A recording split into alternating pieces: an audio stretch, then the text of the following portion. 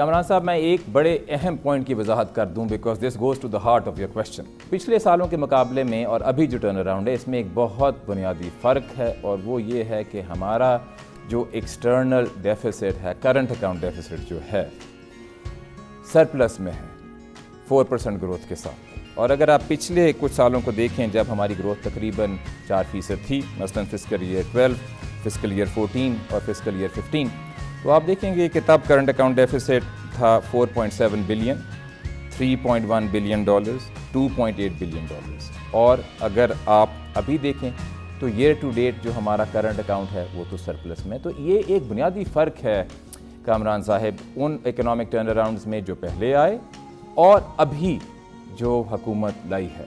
اور اس کی جو امپلیکیشن ہے وہ یہ ہے کہ انشاءاللہ یہ جو اکنامک ٹرن اراؤنڈ ہے اس کے chances of being sustainable are higher than last time around. کیونکہ ماضی میں جب اکنامک گروتھ بڑھی تو پھر کیونکہ کچھ اور مسائل تھے مثلاً ایکسچینج ریٹ ایک مصنوعی لیول پہ تھا مثلاً current account deficit 19 billion dollar کا ہو گیا تھا تو وہ یہ ملک گروتھ سسٹین نہیں کر پایا. اس دفعہ ہمارا اکنامک پالیسی میکرز کا یہ ایک بہت اہم آبجیکٹو ہے کہ اس گروتھ کو ایک اچھے انداز میں آگے سسٹین کریں.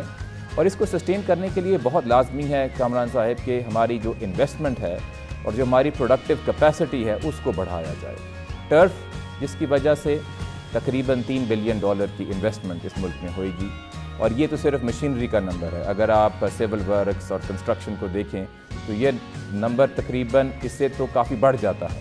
یہ جو انویسٹمنٹ ہوئے گی اس سے کیپیسٹی بڑھے گی اور ہمیں امید ہے کہ کیپیسٹی بڑھانے سے اور دیگر اسٹرکچرل ریفارمز کرنے سے اکانومی کی کیپیسٹی بڑھے گی تاکہ جس طرح ماضی میں اوور ہیٹنگ ہوئی ہے اس دفعہ نہ ہو اور ایک اچھے انداز میں ہائر گروتھ کو سسٹین کیا جائے.